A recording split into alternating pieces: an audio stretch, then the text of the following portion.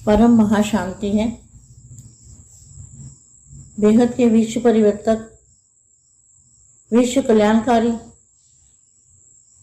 स्वपरिवर्तन से विश्व परिवर्तन करने वाले बेहद की आत्माओं को, विश्व सेवाधारी आत्माओं को, विश्व सेवाधारी माँ का दिल से याद, प्यार और नमस्ते। थोड़ी देर के लिए हम दादाजी को याद करते हैं, दादाजी से कनेक्शन जोड़ते हैं, दादाजी से पावर लेंगे।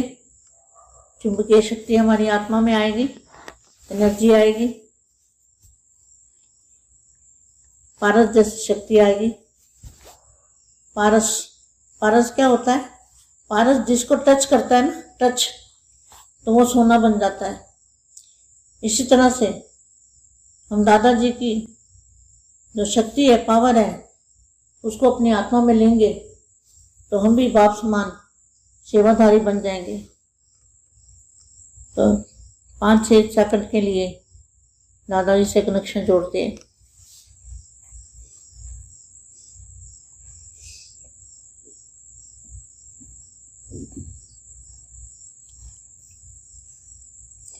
परम शांति। प्रथम और अंतिम पुरुषार्थ क्या है? प्रथम और अंतिम पुरुषार्थ क्या है?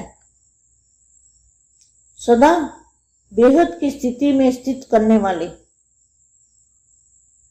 बेहद की स्थिति में स्थित करने वाले, सदा कर्मातीत, आज बेहद का बाप बेहद की स्थिति में स्थित रहने वाले। कैसे बच्चे? जो बेहद की स्थिति में स्थित रह सकते हैं। बेहद की बुद्धि, बेहद की दृष्टि, बेहद की वृत्ति, बेहद के सेवाधारी।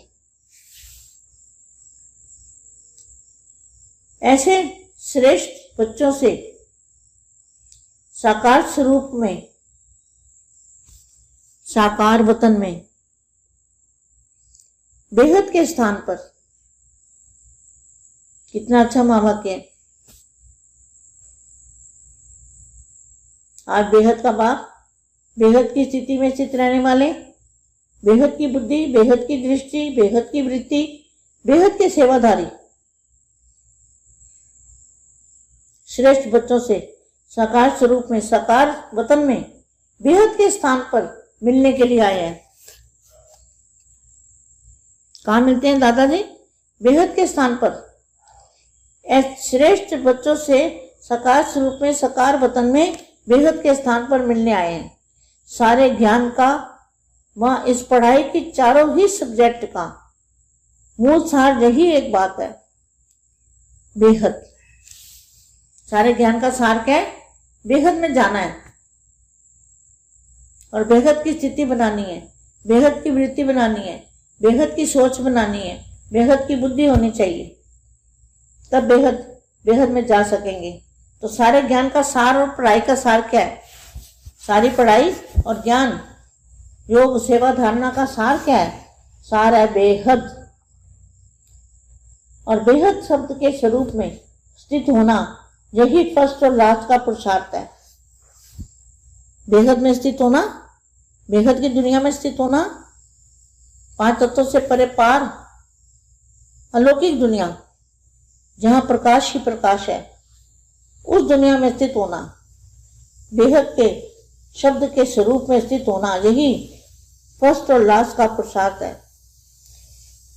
पहले बाप का बनना अर्थात मर्जीवा बनना, इसका भी आधार है देह की हद से, देह की दुनिया की हद से बेहद देही स्वरूप में स्थित होना। कितना अच्छा महावाक्य है। देह की हद से बेहद देही स्वरूप में स्थित होना और लास्ट में फरिश्ता स्वरूप बन जाना, इसका भी अर्थ है। सर्वहद के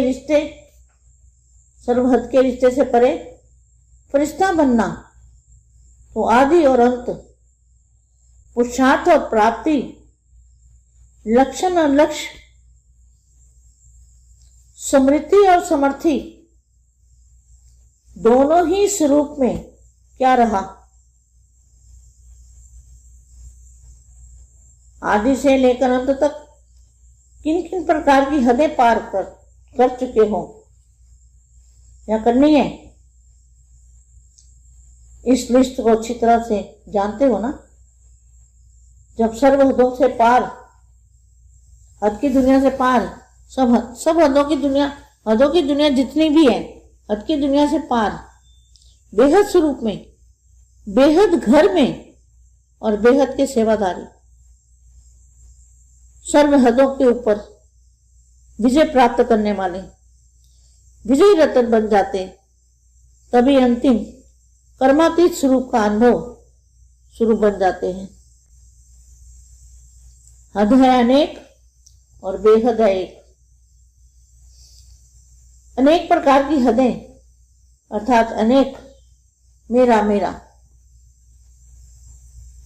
एक मेरा बाबा, मेरा बाप, दूसरा न कोई। इस बेहद के मेरे में अनेक मेरा समा जाता है,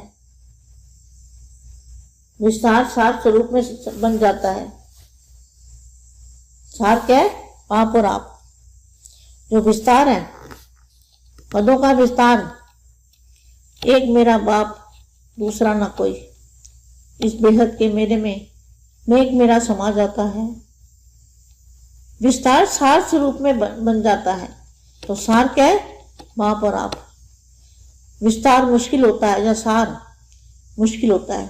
तो आदि और अंत का पाठ क्या हुआ? आदि और अंत का पाठ क्या हुआ? बेहद।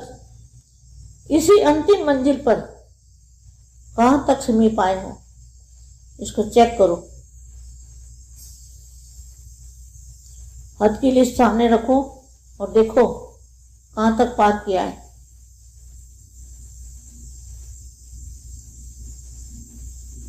बाकी क्या रहा? आपकी दुनिया में अभी बेहद का बाप, बेहद में क्या है? बेहद स्वरूप में क्या है? बेहद का बाप और बेहद के बच्चे और बेहद की दुनिया। तो सारी हदों का पार करके सार क्या निकला? बेहद, परम महाशांति, परम महाशांति। सभी बच्चों को ढेर सारा याद प्यार नमस्ते, परम शांति।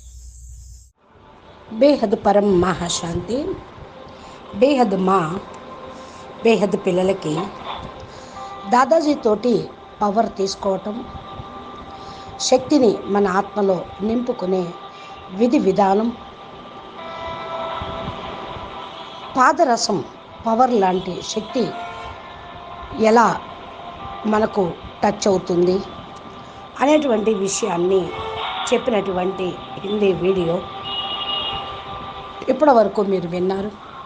దీనికి తెలుగు అనువాదం బేహద్ విశ్వ పరివర్తక ఆత్మలకి, విశ్వ కళ్యాణకారి, స్వపరివర్తనతోటి విశ్వ పరివర్తన చేసే ఆత్మలకి, బేహద్ ఆత్మలకి, విశ్వ సేవాదారి ఆత్మలకి, విశ్వ సేవాదారి మా యొక్క హృదయపూర్వకమైన ప్రియస్మృతులు మరియు నమస్తే.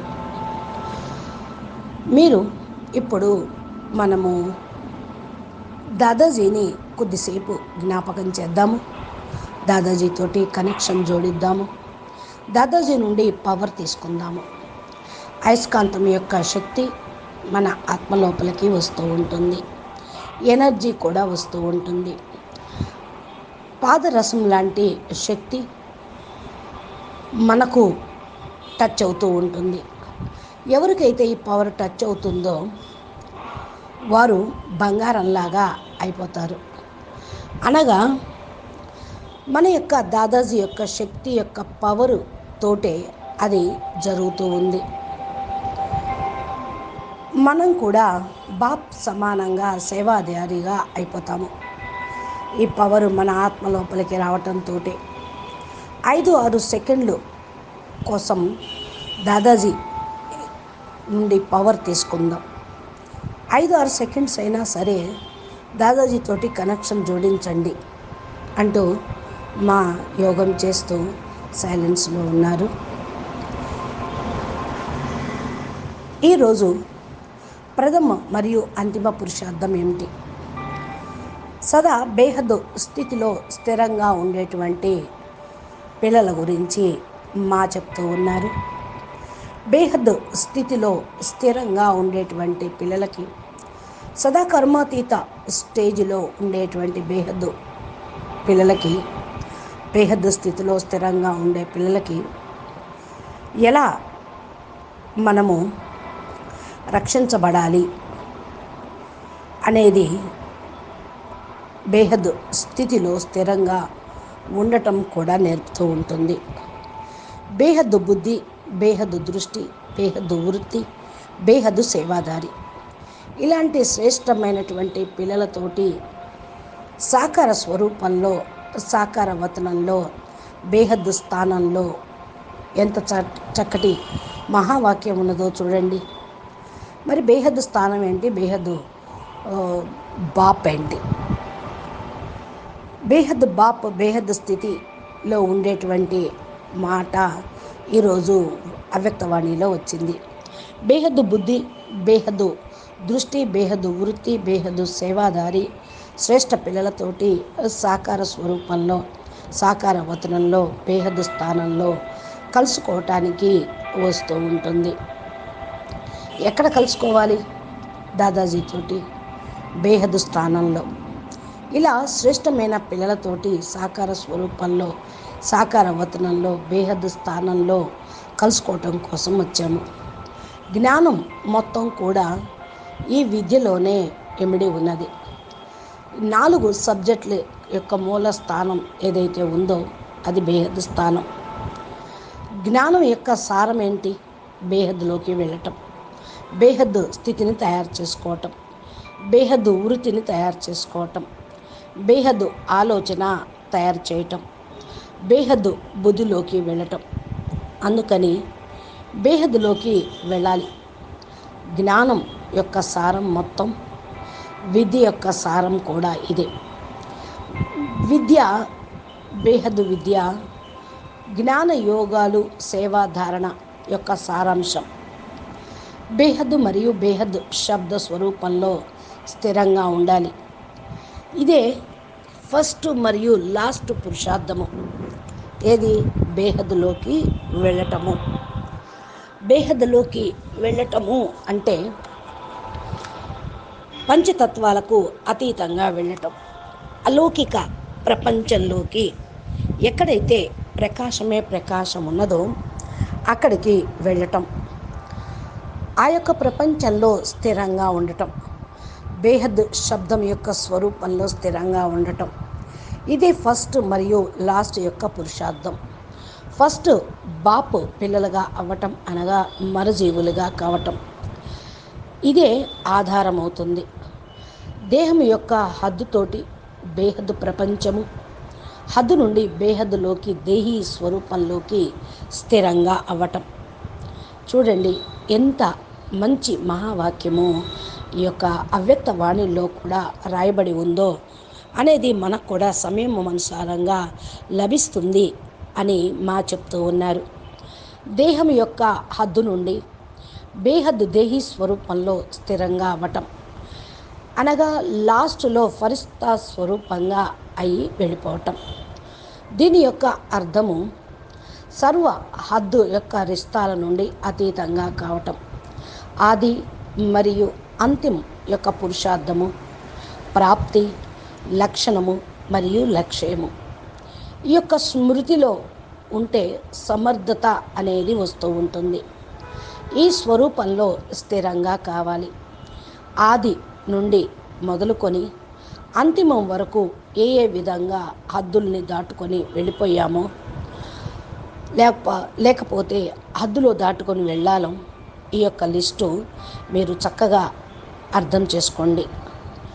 ఎప్పుడైతే సర్వ హద్దుల నుండి దాటుకొని వెళ్ళిపోతామో, హద్దు ప్రపంచం నుండి దాటుకొని బేహద్దు ప్రపంచంలోకి వెళతాము. హద్దు ప్రపంచం నుండి అతీతంగా అవ్వటం, బేహద్ స్వరూపంలోకి వెళ్ళిపోవటం, బేహద్ ఇంటికి బేహద్ సేవాదారిగా అయ్యి వెళ్ళటం, సర్వ హద్దులని దాటుకొని పైకి వెళ్ళటం, విజయాన్ని ప్రాప్తి పొందటం, విజయరత్నాలుగా అవటం అవుతుంది. ఇప్పుడు అంతిమ కర్మాతీత స్వరూపం యొక్క అనుభవీ స్వరూపంగా అయ్యి మనం వెళ్ళాలి. హద్దు అంటే అనేక ఉంటాయి, బేహద్ అంటే ఒకటే ఉంటుంది. అనేక రకాల హద్దులు అనగా అనేకంగా నాయి నాయి మీవి ఇది అది స్థూలం వీటన్నిటినీ కూడా దాటుకొని వెళ్ళటం. నాకు ఒక్కడే బాప్, ఏక్ బాప్, మేరా బాప్, నా బాప్, నా తండ్రి ఒక్కరే, ఇంకెవరు లేరు అనుకోవటము బేహద్. ఈ యొక్క బేహద్దు అనేకమైన హద్దుల్ని ఇమిడి చేసుకుంటూ ఉంటుంది. విస్తారంగా సారస్వరూపంలోకి రావటం జరుగుతుంది.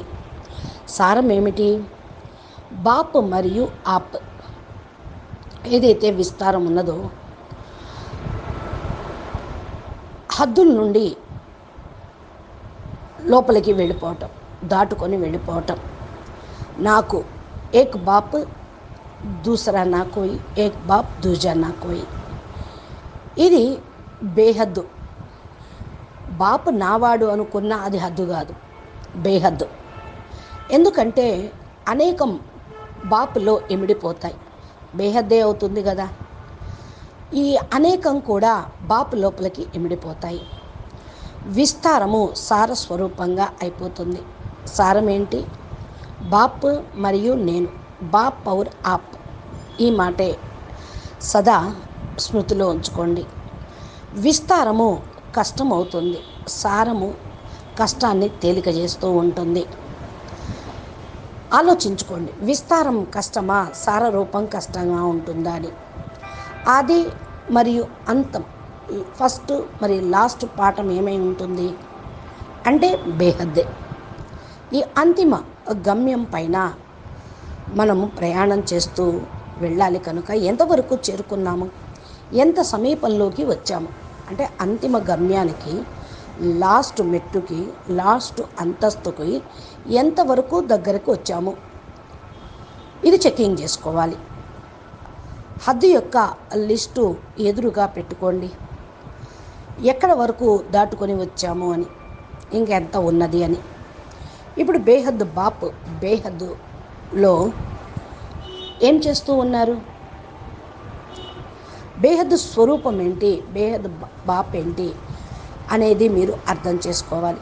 బేహద్ బాప్ మరియు బేహద్ పిల్లలు, బేహద్ ప్రపంచము, ఇదే సదా స్మృతిలో ఉంచుకుంటే అన్ని హద్దులను దాటుకొని సార రూపంలోకి వచ్చేస్తాము.